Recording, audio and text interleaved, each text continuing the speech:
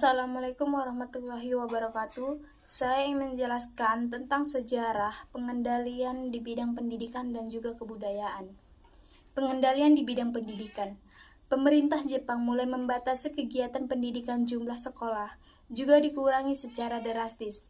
Sekolah dasar menurun dari 21.500 menjadi 13.500 buah. Sekolah lanjutan menurun dari 850 menjadi 20 buah. Kegiatan perguruan tinggi boleh dikatakan macet.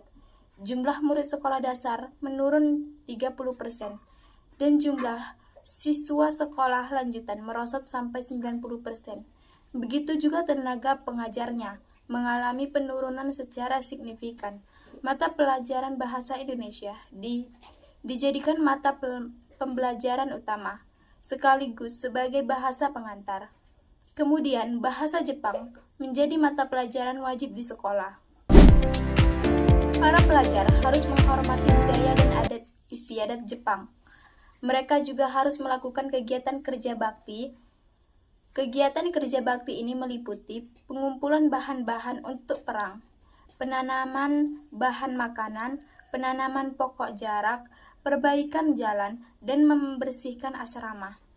Para pelajar juga harus mengikuti kegiatan latihan jasmani dan kemiliteran. Mereka harus benar-benar menjalankan semangat Jepang.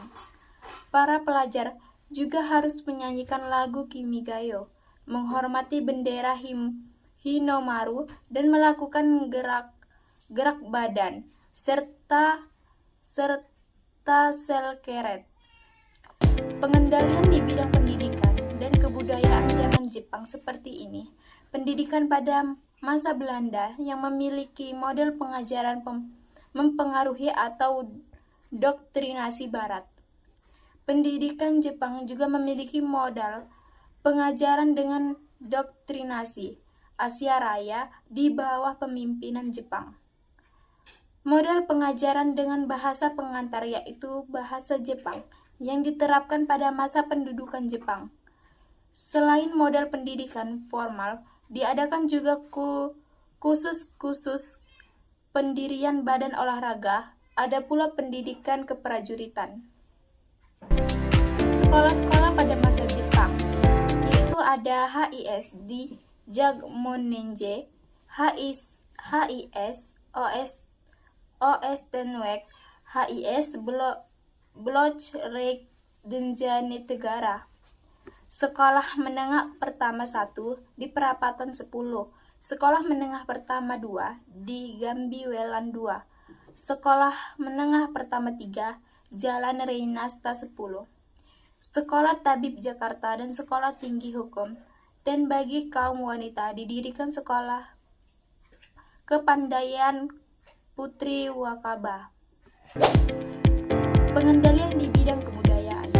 Pada masa pendidikan Jepang di Indonesia, pengendalian di bidang kebudayaan merupakan kegiatan bagi integral dari upaya mereka untuk mengonsolidasi kekuasaan dan memperkuat dominasi mereka atas masyarakat. Salah satu cara utama yang digunakan adalah melalui pembatas dan manipulasi terhadap ekspresi seni dan budaya lokal. Jepang menerapkan kebijakan yang bertujuan untuk mengubah dan mencegahkan budaya lokal sesuai dengan kepentingan mereka.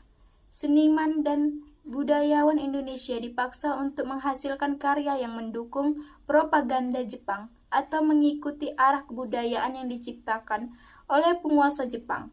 Hal ini bertujuan untuk menciptakan narasi kebudayaan yang mendukung hegemoni Jepang serta merendahkan perlawanan dan identitas nasional Indonesia. Selain pembatasan ekspresi seni dan budaya lokal, pemerintah Jepang juga mengambil langkah-langkah untuk mengintegrasikan unsur-unsur kebudayaan Jepang ke dalam kehidupan sehari-hari masyarakat Indonesia. Misalnya, mereka mempromosikan penggunaan bahasa Jepang dan memperkenalkan tradisi Jepang seperti festival-festival atau kebiasaan-kebiasaan tertentu kepada masyarakat Indonesia. Hal ini dilakukan dengan tujuan untuk memperkuat identitas Jepang di tengah-tengah masyarakat dan mengurangi rasa keterikatan mereka terhadap budaya asli. Selain itu, pemerintah Jepang juga menggunakan pendekatan pendidikan sebagai alat untuk pengendalian kebudayaan. Mereka mengarahkan kurikulum pendidikan untuk mempromosikan nilai-nilai yang sesuai dengan ideologi Jepang. Mata pelajaran mereka, sejarah Jepang dan bahasa Jepang, diintegrasikan ke dalam kurikulum untuk mendukung narasi sejarah dan identitas nasional Jepang. Pendekatan ini bertujuan untuk mengubah persepsi masyarakat Indonesia terhadap sejarah dan kebudayaan mereka sendiri, serta untuk mengonsolidasi kekuasaan Jepang di Indonesia. Kesimpulan dari sejarah di atas, bahwa pengendalian di bidang pendidikan dan pada masa penjelajahan Jepang di Indonesia memiliki dampak yang signifikan terhadap masyarakat Indonesia. Kebijakan pengurangan jumlah sekolah, pengendalian kurikulum, serta penekanan pada budaya dan nilai-nilai Jepang secara drastis mengubah pola pikir dan identitas masyarakat Indonesia.